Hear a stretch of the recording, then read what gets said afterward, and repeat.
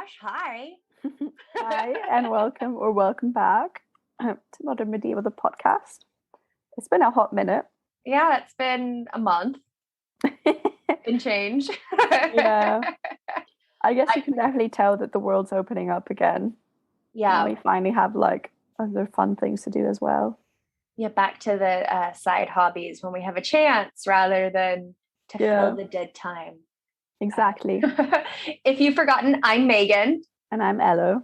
And if you've not listened to us before, we've recorded quite a few episodes, so definitely have a listen. But if you haven't, welcome. Yeah. Today, we're finally getting around to part 2 of our Sir Gawain and the Green Knight. We got a screener for the film, and we've watched it and banked this, but Elo has been traveling abroad back home to Italy to see friends and family. And then I, Megan, have had just a bit of a rough time the past month in regards to research and people sucking and stealing expensive things from you. Yeah. So it's life. It happens. Everybody get phone insurance. Since honestly, just pay the $10 a month extra, because I had my phone stolen and it was 2 months into the contract, and that was like £470 rather than paying, I think it would have been like £100 for the new phone. So phone insurance, everyone, fucking important life lesson. Yeah. But yeah, so we have the screener, and actually the timing of this is a bit exciting because it has been announced that in the UK, The Green Knight's going to be releasing, I think that's the 21st of September, 24th, in late September 2021. So, that's quite good. Yeah, it'll be available on Amazon, and I think it's doing a release in theaters. But I think on Amazon, if you want to watch it, it's one of those expensive ones that's like £15 or something. Yeah. And this is definitely a film that if you decide you want to see it and it is doing screen time showings, to go see it in the cinema. It is definitely a film that demands a cinematic experience if you have the chance. Yeah. That's one thing that I was going to say. Like, I watched it on my computer. And I think I kind of like some bits just they didn't hit the same way. I watched mine on my computer as well, because the time that I was watching it, there was too much light in my living room to screen it on my television. Yeah. So, my bedroom has blackout curtains. So I thought, okay, this is much better, because the colors are very muted and gray and earthy toned. And then you have these pops of color, which I think everyone is familiar with, kind of like the mustard yellow, because those are so many of the screen grabs that are on Twitter and Instagram and reviews and everything. But nonetheless, that color is still so heightened if you're in a really dark atmosphere. Of course, that's what a cinema is meant to do. Yeah. So Elo and I haven't talked about the film much really at all before this, because we want to have like an organic, fun conversation. So why don't you go first, Elo, on like, what were your thoughts? How did you respond to the movie? So first of all, I was kind of confused because like when I watched the film, I was like, oh yeah, I follow the plot. Like, this is exactly like a book. This is fine. And I got to a point, I was like, hold on. I actually don't think this is the plot I remember. And I was like, this is also definitely not the points that Megan was making. I was like, I was a bit confused towards like the middle end. I didn't think it reflected quite the story. But I thought that they did a very good job in like portraying medieval times as not white, which they weren't. So I thought that was good. I thought it was also like acted quite well on. And I thought that like, yeah, Dev Patel, I really like him anyway. So it was always nice to watch him act. And I thought it was cool that like it was like finally it was portrayed, everyone portrayed like a normal, what felt like more of a natural, normal, accurate medieval time, when maybe in the past, like maybe even 10 years ago, the types of portrayals of the medieval would have been slightly more, well, much more inaccurate and also much more stereotypical. So I thought that was interesting. I enjoyed the film. It's not the type of thing I would watch unprompted, so I was quite glad that I enjoyed it, and I thought it was nice. I would watch it again. So yeah, that's my Wow. very, very weird review, but yes, that is me. I am glad that you were able to like get through it because it's 2 hours and some change, and you are notoriously very short attention span when it comes to certain things. That's why Lord of the Rings hasn't been done yet. Oh my God, no. Yeah, no. I think if I were to read them, if I managed to get myself to read them, I think I'd be keen to watch them, but like not the moment of my life. Fair enough. Someday. Yeah, someday. Yeah, so this film, I've been doing some reading. It's very polarizing.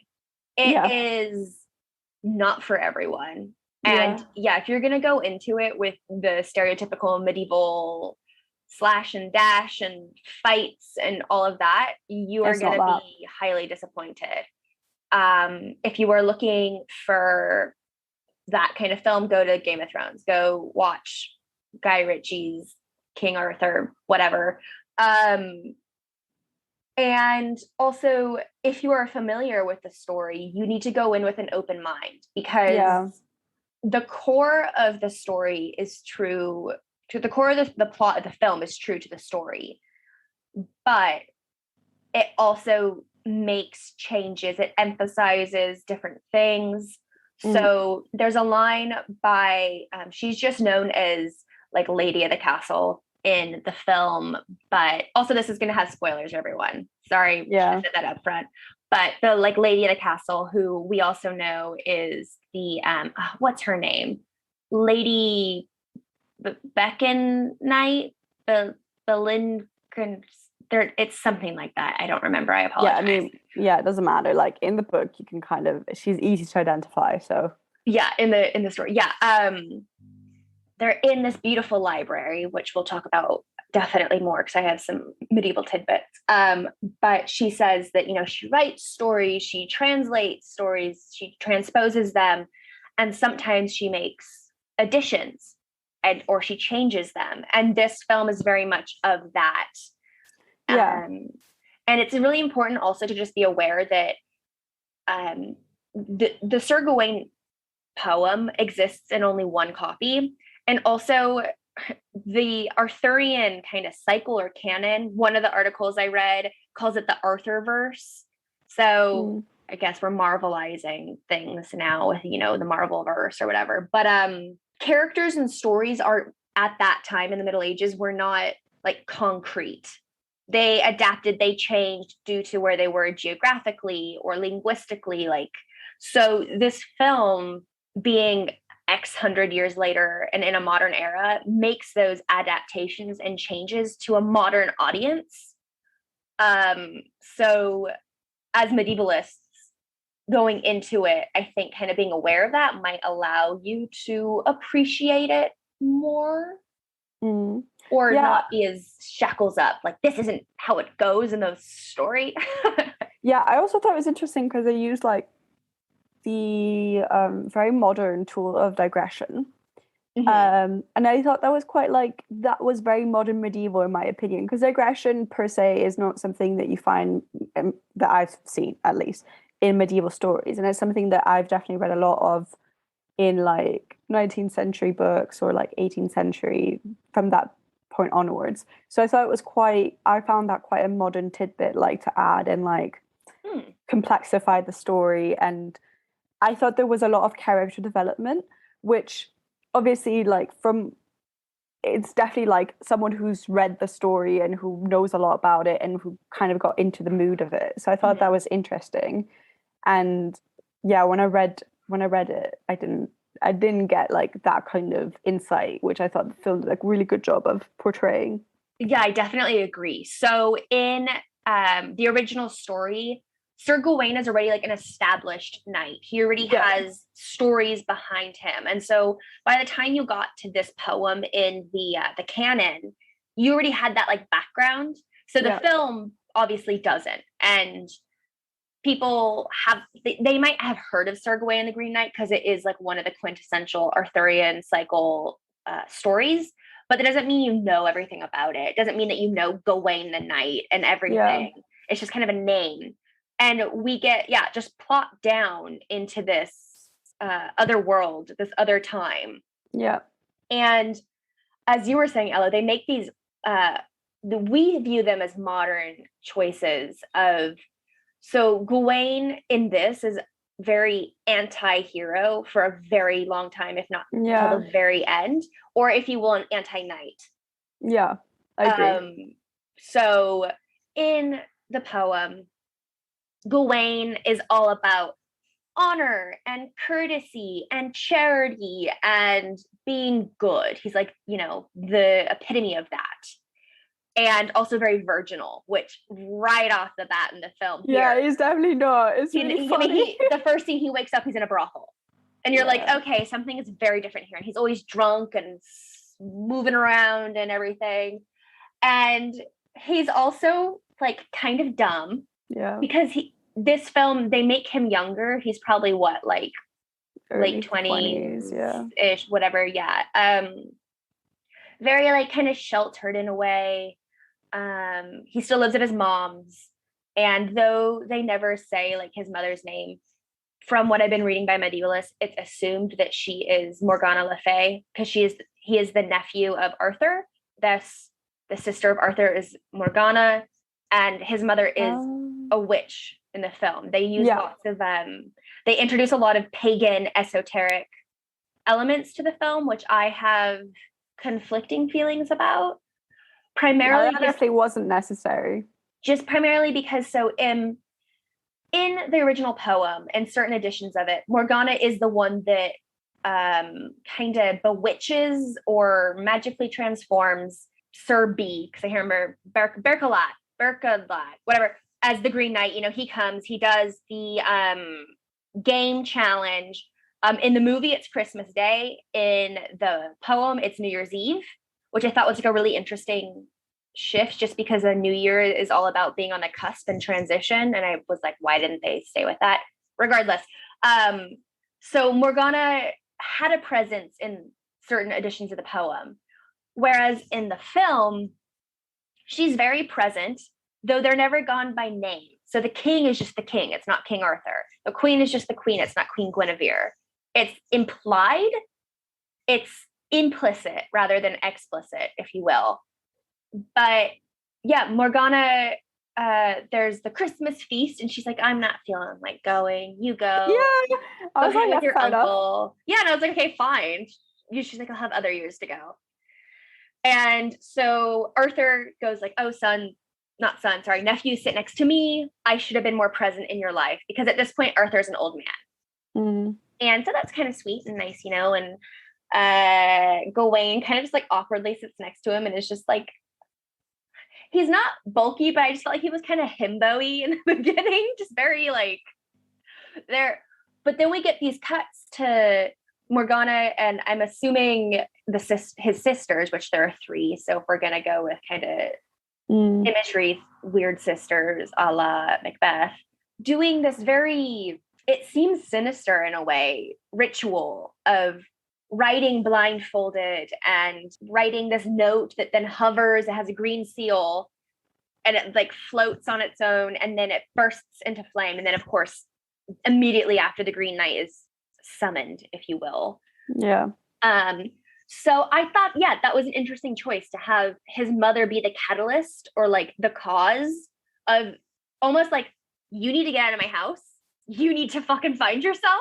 I'm going to summon this guy that's going to behead you, and you're going to just learn some life lessons. That was kind of how it felt. It felt definitely like there was a very maternal, in all the senses, aspect to it. And the thing I didn't think about it now, the thing I don't really like about it is that obviously like it seems like it's her doing, that he's like, that she's kind of motherly, like a very complex psychological mother figure.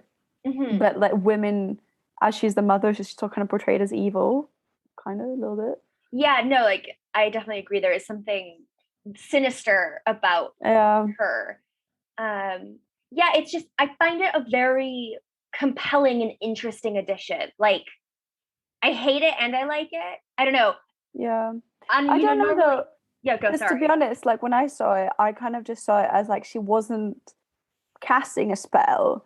That was just what appeared to her. Because I thought that those cards looked like kind of like tarot cards, and so like maybe that was just kind of what came to light, and so she could foresee her son's future. But yeah, like if you look at it slightly, if you look at it the way you've looked at it, then she's definitely got like an evil role, which isn't great. Yeah, and I mean, maybe I'm just projecting evil. I mean, in the end, it's all kind of, it works out. Like he has to go on this hero's journey, if you will.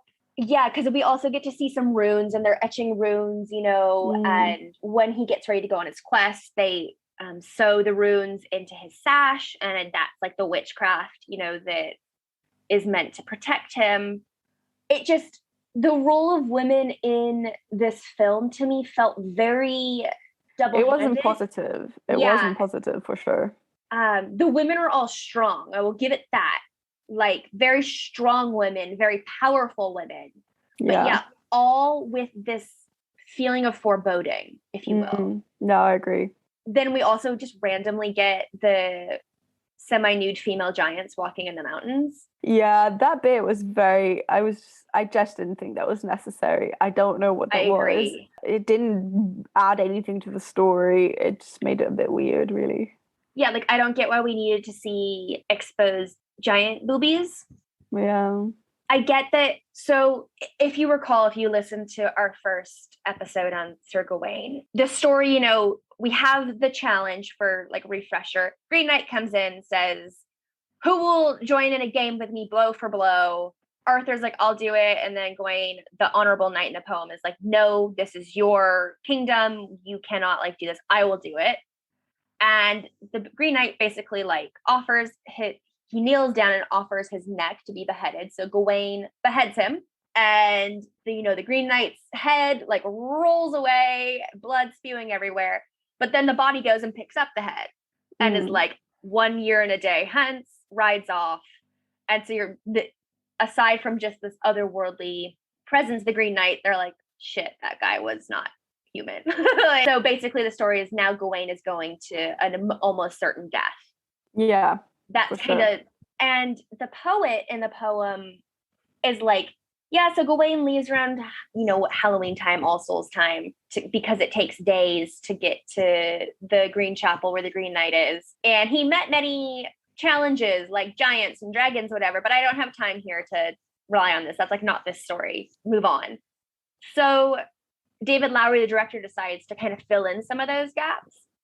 And the bandits or thieves that kidnap and tie up Gawain, okay, that made, like, I thought that was really kind of interesting and gave a little bit, of the action, medieval, whatnot, but also had some existential stuff. But yeah, when we get to the giants, I thought, oh, cool, they're causing like the thunder and stuff in the storm. But they just looked weird too. They looked very CGI-y to me. Yeah, I don't think they added anything, to be honest. Yeah, and aside from that, and like the mystical fox that comes and becomes the companion / guide of Gawain, like talking to the giants, I just felt like, is this just so that we can see, because all the giants were women? Like it was just without just boobs, and I just felt very like, oh, okay. No, I agree with you. I didn't really think it added anything at all, to be honest. I felt like it kind of got the flow messed up there, because I was like, this is lingering. This is too long. Yeah, I agree. I don't know. Like it was, I liked a lot of what it did. I don't know if I think maybe in this polarizing conversation, I probably would be with the people who would say that like it didn't quite portray the story very well. Like there was a lot of confusing elements. Also, I found the ending particularly troubling because like you basically have this flash forward where he's about to get beheaded. And the knight as well is portrayed in this very like, how do I put it? Like he's very like black and white. Mm-hmm. Whereas in the story, he isn't, there's more of a morale to it, right? Yeah, I mean, a lot of morality is just gone. And I think that's a shame because that was like a really core part of the story. And so you basically have this thing where like, essentially like there's one flash where he's about to get beheaded. And then instead of having valor and honor, he flees and he becomes there's this like flash forward to his life when he goes back where this girl that he was having sex with, who was I guess a prostitute. Yeah, her short hair signifies that she's a prostitute. Oh, well, there we go. Yeah, her name's Essel, by the way. Okay, Essel. Yeah. Essel gets pregnant.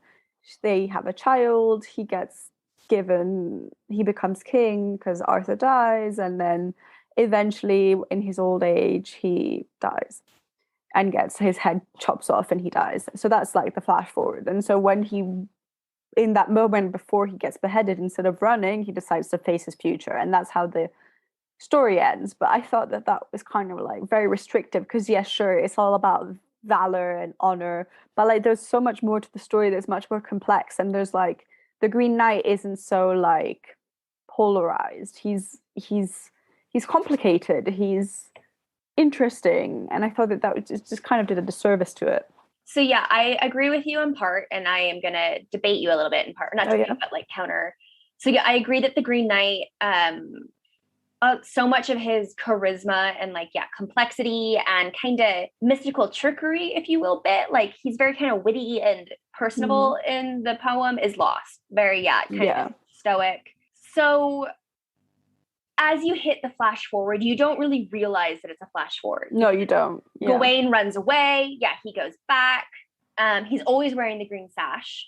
So he's living in fear of being beheaded, right? Or the Green Knight kind of coming. Yeah, he's knighted king.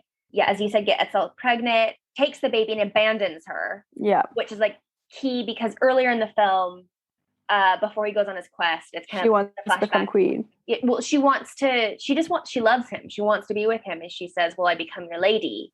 And she gives him one of the bells that's on her scarf, which is kind of like, I think, a symbol also of her dubious nature as like a prostitute or a sex worker.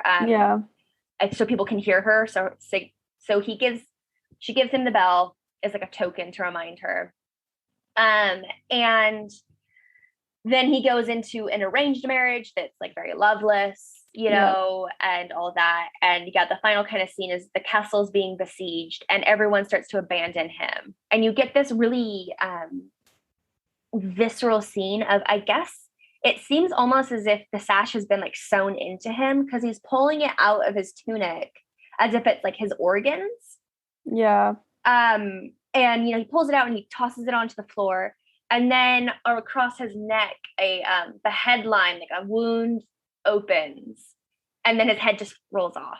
Yeah. It reminded me a lot of did you ever hear like the children's tale of it's either the green ribbon or the red ribbon around her neck?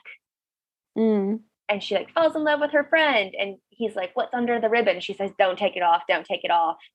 And then the story can kind of go two ways, either as an old woman, or the husband just does it out of curiosity. He takes off her ribbon and her head falls off.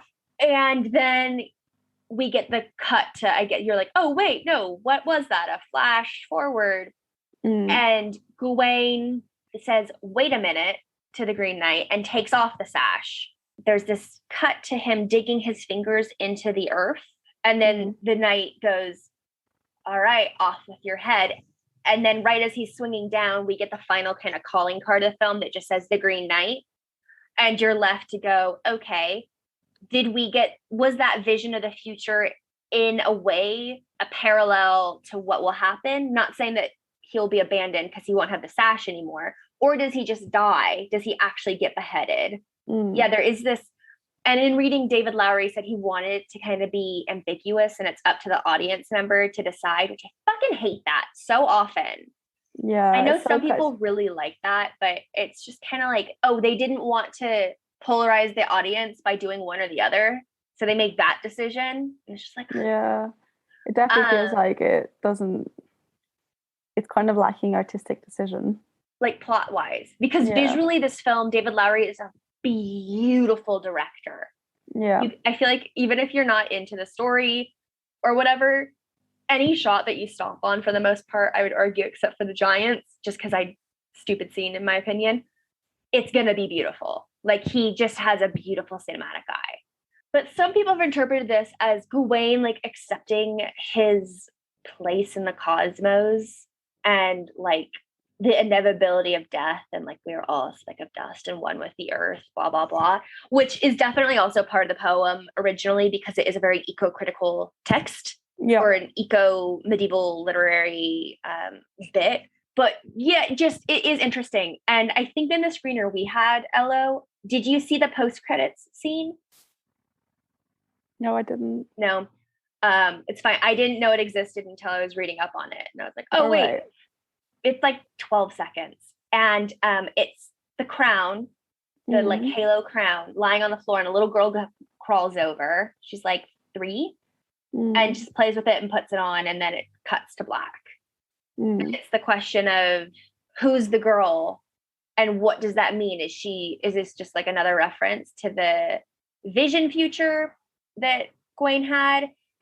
Is this a symbol that he wasn't truly beheaded and went on and became king and had a child and maybe was happy with Essel and like learned his lesson to whatever? Is it none of the above? What is it? A complicated note nonetheless. Yeah. But the one thing is, I said, oh, these are like modern twists, right? This whole film is about self-discovery, growth, whatever.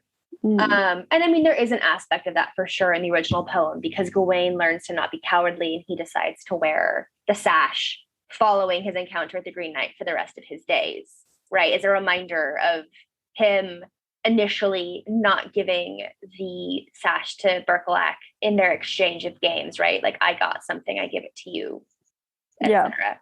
But this is in a way still very medieval because it's still about growth and the inner person in a way and development. It's just the medieval story kind of glosses over that in a way. It's about a lot of other things, whereas today we're so much like psychological thriller, psychological, etc.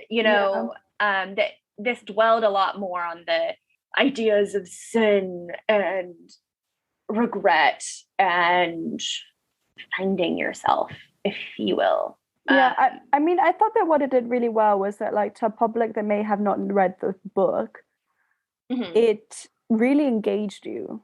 And I think that sometimes with things that are kind of past, people don't get excited about it. They don't think about it. They don't think they'd care. And then it's a really lovely surprise for like, oh, actually, this is keeping it alive. This is modernizing it.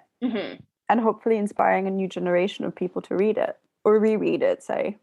Yeah, no, I definitely agree. And I think part of what hooks you for me is the costumes in this film are they're really good. Phenomenal. Yeah, I agree. I mean, shit, they're just so good. So I have a little tidbit on like the costumes. So they are the creator of the costumes, her name is Małgosia Torżanska. So she's Polish, she grew up in Krakow. And she actually has done some costume design for Stranger Things. She did another David Lowry film, A Ghost Story, which is very much like this. I've seen A Ghost Story, was not the biggest fan, but I watched it because Mara Rooney in one scene just sits and it's a super long cut of her eating an entire chocolate pie. I was like, that's quite impressive. It is like she actually eats it when they were filming and stuff. And that film's also very about the cosmos and our place in the universe and like apocalyptic ghost story also very polarizing, like David Lowry is somebody that one of the reviews, they were like, if you're into like pretentious art house films, he's your guy. Yes, there's a merit to that. He's kind of like David Lynch, I feel, in a way where people either like really dig or you're just kind of like, get over yourself. I love David Lynch. So David Lowry, I can appreciate the artistic visual aspect of it. Still a little on the fence story-wise. Anyways, sorry, back to Małgosia, costume designer. She was talking about how she wants the costumes to have like a presence and really be aspects of the characters and everything. And yeah, they're great. And if you look at the crowns, they are definitely meant to be halos. I had to double check that because it's so obvious, but sometimes things are so obvious that they're unintentional, if that makes sense. But we get the costumes of King Arthur and of Guinevere. And there are these amazing robes with metal plates for Arthur with like scenes sewn into it. And then for Guinevere, she has all these, they look like little trinkets. And at first I thought they were pilgrim badges, which are kind of self-explanatory. They're badges that you get to signify you're a pilgrim on a pilgrimage to a holy site. Yeah. So there are some really fun pilgrim badges of like vaginas being carried by penises and stuff like that. Because the Middle Ages had a sense of humor and could like be very bawdy. Or, you know, you'd get a badge of the saint you're going to. But yeah, in reading about her intention with the costumes, and I was kind of like, what's going on with this? Like, what is on Guinevere? So in an interview with Vogue, Malgosia was talking about, you know, the creative process and sharing some sketches and everything. And the little tokens that are on Guinevere's gown they're milagros. So these are votive tokens. They are or religious folk charms that are traditionally used for healing purposes and are originally from like Mexico and the southern United States and other parts of Latin America, and parts of the Iberian Peninsula. So that's where initially where they originated, was the Iberian Peninsula, and then colonialism, bringing over Catholicism and religious tradition, right? And then that gets interspersed. And in Spanish, the word milagro literally means miracle or like a surprise. And kind of like pilgrim badges, you would say you have wounded your arm. You would go to a saint or a holy place and you would leave up one of these little badges of like your arm and pray. Like that token would be your kind of offering and signifier of, I hope that you can heal my arm. So it's interesting, this little tidbit with Guinevere, because it kind of shows how beloved they are by their people, that she's wearing all these tokens that have been given to her from members of Arthur's society, but they also create this really kind of beautiful constellation gown. And milagros are also related to tama or tamata, which are from the Eastern Orthodox Church. And it's the same spiel of a token for something. But I just thought that I wanted to point that out, because this does have an early medieval link to it. And kind of the awareness in the costume design, which is very modern medieval fusion. And I just love like little details and tidbits like that. I think that they're really, really fun. And another aspect was like the yellow cloak that Gawain wears. Apparently they were looking for a very particular shade of yellow, right, to stand out in this atmosphere that's very misty and gray. And the yellow they settled on, she was like, it's basically the same color as gorse, which is an invasive Irish plant. And so this idea of being connected to the earth, but invasion into places that you don't belong, I thought was just kind of, I know I'm getting very like film theory, whatever, but I think that's interesting. And like the pattern on the cloak, if you can see it, the stitching is a thumbprint. She said it's her husband's thumbprint that she like put a pattern. So this kind of links to the idea of identity and who am I, right? Because everyone has a unique thumbprint. I just think it's so beautiful. Like her costumes are not only stunning, but they do have like message and meaning. That's very cool. Also for like most people who might watch this, costumes aren't something you're seeking here. Yeah. And I guess it's just like that relates so much to the poem, right? Where they talk about the pentacle and what it means. And you actually get that in the film, which I fucking loved. Yeah, that's cool. But it's in a way building on this idea of something visual or material that seems innocuous actually has meaning. That's very much the medieval, right? It's very allegorical. It's very symbolic. And Malgosia kind of took that and put that in the film. And you don't have to, it's not as obvious, but when you see it and read about it, you kind of go, I really respect that. I mean, that's how I felt. So I just wanted to share that because I thought it was really cool. Yeah. No, it is very cool. So I have two more tidbits kind of thing. One is obviously I'm going to have to talk about Saint Winifred that shows up in the film because...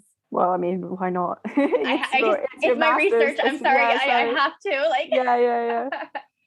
So Winifred is an addition explicitly by David Lowry into the film, like into the story, though we get a brief line of Holy Well in the poem, which is a location in Wales. And that is where Winifred, like the location that her vita or her story occurred. So I love this because it's like such a medieval aspect, but then it adds, another mysterious woman component to the story and like a ghosty aspect. So just briefly, so Saint Winifred is a Welsh saint, and she's a virgin martyr. This is interesting because she's not quite a virgin martyr, but she is of the 7th century, so 600. Though her cult might have been celebrated earlier, she's somebody who the first writing down of her like legend and cult is in the 12th century, but there's obvious material examples of her cult in practice for centuries before that. So her story says she was in the 6th or the 7th century. So the story is that she was the daughter of a chieftain in the Wales at the time, whose name was Tyngaigl. Sorry if that's wrong. I don't speak Welsh. He was a nobleman, and her mother was Wenlo, sister of Saint Bono.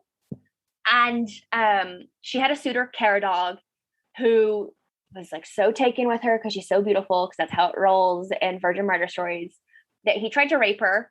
And she was like, no, I'm going to become a nun. And he gets mad at male power. And, I get what I want. He beheads her. He decapitates her because he's just like, well, if I can't have you, no one can. So she's decapitated and her head falls off. And where her head lands, a mystical healing spring appears from where her head fell to the ground. So that's why you would think she's a virgin martyr.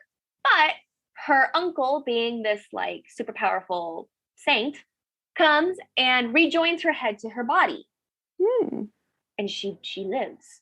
And she goes on to become this great abbess, or a nun and then an abbess at Gwytherin in Denbighshire, and lives her days and then, dies from old age. So she's kind of virgin martyr, but not, because she technically dies, but then continues to live her life. Very popular saint, one of the few that transcends from Wales into England. So I've seen some Welsh historians call her like a super saint. Oh, cool. Which for me, research-wise, is very interesting. But so in the film, it's at a point where it's kind of in the middle. Gawain is just tired. He's cold. He's been having a rough time. He's been bound and gagged by thieves. Finds this abandoned house and like goes up and sleeps. He sees a bed and he's just like, ah, cool. He's sleeping in the bed, and then he wakes up to this young, beautiful woman being like, what are you doing in my bed? And he's like, oh my God, I'm so sorry. I'll leave. I'm sorry. And she's like, wait, no, it's okay. Just why are you in my bed? And he turns and he looks at her, and she kind of like glides across the floor. So then he's like, she a ghost. And he like reaches out and she's like, don't touch me, which was great. She's like, what are you doing? So he doesn't get to like try to touch her and like, hand go through her. And then it's like, ghost. And she asks if he can do a favor. And he says yes. And she says, can you get something for me? And she leads him outside to what you think is a lake, but it's not. It's a spring. It's a mystical spring. And she says, can you get my head? It's down there. So you get this sequence where he dives into the water. It's like blood red. Yeah, it's quite he strange. Has a vision of the cosmos. Very David Lowry, if you've seen the story. But he goes down and gets the skeleton. I'm sorry, not the skeleton, the skull, brings it up, and she's gone. He's like, the fuck is happening, man? I thought that was kind of funny because he's like soaking wet. He's like, now I'm even more wet. I've got a chick's skull. She's gone. What am I gonna do? But he walks up the stairs and he looks over and he notices that the bed is filled with her skeleton, Sans head. So he goes over and places the skull onto the body. Her head, yeah.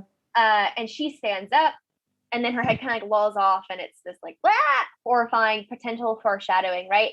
But then he turns and he finds the axe that was given to him by the knight, which he had lost because when he's taken by the thieves, they steal everything. And that's like a weird addition to the story, because in the original story, he does not encounter thieves who take his stuff. He always has his horse. But there are these tokens or these kind of like obstacles where if he successfully overcomes them, he gets something of his in return. So this is the first one. where he gets the axe and then he's walking around, the fox is leading him around. I was disappointed that his encounter at the castle was so brief, and I normally love Alicia Vikander, like, as an actress. I did not like her as the lady of the castle.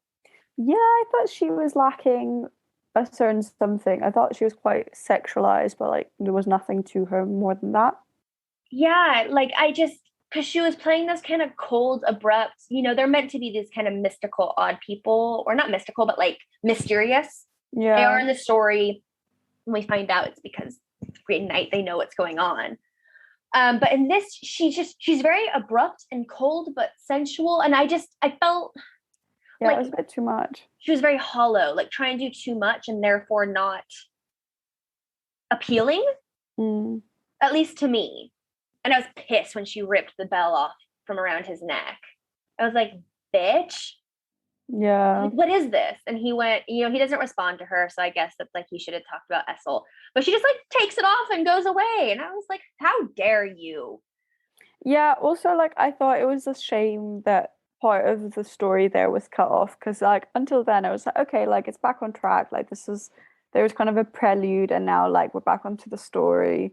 But I thought there was lots of stuff missing, like all of the different going to the host of the house going to the forest for him, and like the three different of exchange. Yeah, exactly. Yeah, I just thought it was like that kind, like there was a lot before, and then in the core of the story, lots was missing, and then it ends in this like really weird note, and it's just like, this is the story, but it isn't quite the story, is it? Yeah, I felt like, because I mean, in the poem, I mean, him at the castle of Berkelak or whatever is the core of it. It's like a third, if not more, of the story. I mean, yeah, it dwells a lot on the hunting and everything, but it's like fun because it's the question of, I'll go out and hunt and I'll give you what I get, and then you give me whatever you get in the house. And it's like, fun and cheeky, because in the story, the lady Berkelak keeps giving Gawain kisses, so he has to kiss the Lord of the Manor, and it's just this fun, like, is he going to do it, is he not? And then you get the moment where on the third day he gets the sash and doesn't give it to and it's, you just don't get that, because we don't even go through one day of exchange, because Lady Berkelak sexually encounter. I don't know. I had a lot of feelings about, so he wakes up, right? And I was like, okay, we're on track. We've got day one of the exchange thing going. She wakes up, he's naked in bed because he's tired and whatever. And that's fine. Like, that's normal, cool. And she comes over and you're like, oh, okay, they're going to do the thing where they have a conversation. And she's like, aren't you going to give me a kiss? But instead he's like, you need to leave, because she's like, you didn't come to my rooms last night. And he's like, no, it's wrong. I shouldn't. Instead, she like has the sash around her waist ready, and she, you think what's going on, and it becomes very explicit very quickly that she's giving him a hand job. Oh yeah. And we get lots of him physically excited and stimulated, panting and groaning and deep breathing, but him trying to like he's also like, the fuck is going on? I don't want to.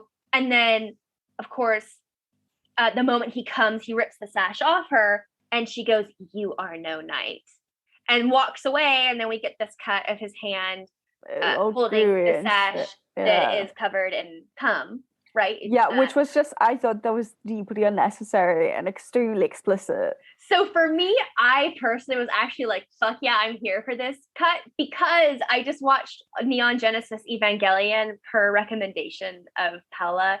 And I think that's also part of the reason why I've been like emotionally fucked up, because it's so good, but also like all about depression and self-worth and everything. But anyways, there is a cut in the film of the original series before the rebuilds, where the character Shinji, who is very troubled and lost, there's a cut where he masturbates to his friend who's in hospital because he's just so lost, and it's at the moment where he hits the lowest of the low, and it's like a cut to his hand covered, and he goes, I am the lowest of the low, I am the scum of the earth, like I am worth nothing. And it's like a pivotal moment. But anyways, so it's very memified in the Evangelion verse.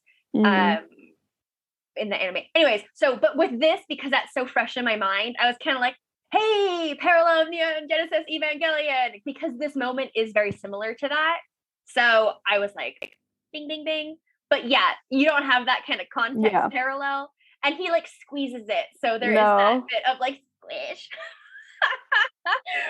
No, because I was just thinking like, oh, like probably lots of parents and children are going to go to the cinema and watch this. And then they're going to get this like insanely, like there's so much sex on TV anyway, but like that's a kind of, it's the one of the realities of sex that you don't really want to actually see on screen, you know? It's kind of gross. It's like, quick side digression. So the film Tony Erdmann, if you haven't seen it, it came out a few years ago, fucking see it. Do not watch it with your parents. So my friend Jacob, I mean, and he was like in his mid-30s when he went and saw it with his mom because it was getting all these accolades, right? It's a great foreign film, beautiful, fun, heartbreaking. But there's this scene where one of the characters has to, he like meets his lover in this room and she forces him to, or she like coerces him, but like sexually to come onto a macaroon and then she eats it. And my friend Jacob was like, I have never been so traumatized in the cinema. He's like, I knew we knew we were going to go see this film that was about like loss and struggle and everything, but not that. He was like sitting next to my mother watching that. He's like, in all the years in my life. Yeah, don't take children to see Sir Gawain. They'll be bored. It's not what they want. Like, no. Yeah, it's not any of the things that they might want to see. So yeah, that but then yeah, after that he's like traumatized and like the fuck is going on in this house, you know, Gawain, and he like runs out and runs away. Then encounters the Sir Berkelak in the woods, and they like exchange the kiss, and you're just like, if you don't have the context of the story, you are just very lost at this point. And I was mad that we're like, okay, he's at the Green Knight at the Green Chapel a day early, and they just like sit there. And I just felt like this is unnecessary. We could have had another day at the castle and not have had everything that was there. Agreed. I completely agree with you. But my one final like note is the one good thing in the castle that we get is the library. Yeah, that was quite cool. Beautiful, amazing medieval books. Yeah. And so I'll share this in the Instagram, but when the film first came out in August, Medieval Art, which is a handle on Instagram, posted a grid of images and then contextualized them of the medieval art references in the Green Knight. And there are actually quite a few. That's cool. And they like say what they are. So, you know, we do get like a manticore, which is a creature with a man's head. And that's from 1350. We see, you know, it's very famous because very memeified right now, the rabbit riding a man snail. That is from a breviary, 1302, 1303. And that's at the British Library in London. In B.L. Yeats Thompson 8 folio 294. On the back of Gawain's shield, we have the image of the Virgin Mary and the child. Very Byzantine image. And that is from the 900s. And it's something you can see in the Hagia Sophia. The calendar, you know, that they were spinning in the beginning, telling the story, and it's meant to be like the cycle of time and nature and the year passing, but also Gawain's story like growing and being retold over and over again. Has inspiration. The Master of Geneva by Boccaccio, Labors of the Month, about 1470 to 75, so high Middle Ages. The ballroom that's in the castle, you know, that was extraordinary, is the ballroom of Charleville Castle, 1641. So we're talking about Baroque to, we haven't hit Neo-Gothic yet, or Gothic Revival, but 1641, and that castle's found in Ireland. One of the books he opens is a lunar eclipse of an astronomical manuscript, 1230. The heart-shaped book of love poetry that Lady Berkelak gives him is around 1550. There's one that is in existence. And then there's a quick jump cut. I don't know if you caught it. It exists for like a second of a woman in like polka dots, illustrated manuscript. I think it's right before he finds the castle. But that's I didn't see that actually. I didn't notice it. It's such a quick. It's like a frame or two. Right. But that is from an actual manuscript. It's Lady Bertilac and Sir Gawain from the late 1300s, and that's at the British Library. But yeah, I just like loved that there are like all these details that are amazing, and you know, the pages of the books painted with the medieval imagery and everything. Yeah, no, it's very, very cool. And so, yeah, like I said, I'll share this post because it does a great job of kind of visualizing that. Yeah. And I just wanted to list some of those to be like, again, referring to my conversation of Malgosia, like, even though this is a very modern flavored medieval film, they paid attention to the material rather than just going stereotypical medieval. Yeah, no, I think there's definitely more like pluses than cons in this one. I'm really glad to say that. Yeah, so I guess my end note, sorry, I've been like babbling on and on and on. No, it's fine. See it in the cinema if you can. Visually fucking stunning. Costumes fab. Story, go in open-minded. It's gonna be a bit of a psychedelic trip at points, quite literally in one instance. And just try to lose yourself in it and like enjoy the atmosphere. It's very atmospheric. And yeah, I would say it is a good modern medieval film. And it might be one of the few that is much more appreciated by medievalists than it is by the general public because of the medieval inflection in it. I agree. I thought it was really good. Would recommend. Yeah. That was my end note. So yes, thank you, Ella. Why don't you start signing us off? Yeah, so if you've enjoyed this episode and want to listen to more, please note that we're on Spotify, Apple Podcast, YouTube, Audible. Just type Modern Medieval Podcast and then you should find us. If you'd like to interact with us, which we highly recommend, we're on social media. We've got an Instagram account. Our handle is podcast.modern.medieval. We've also got a Facebook account, a Facebook group, and a Facebook page as Modern Medieval Podcast. We've got an email address should you want to shoot us an email. It's modern.medieval.podcast@gmail.com. And finally, we've got a Twitter account, but to be honest, I know nothing about it. Yeah, so we have a Twitter account. You can find us at the handle @medieval_modern. You can always find show links there. And yeah, just thank you everyone for listening. We have hit over 4,000 all-time downloads. That's quite exciting for this little side project hobby that we do. Yes, so thank you. This is Modern Medieval, the podcast. I'm Megan. And I'm Ella.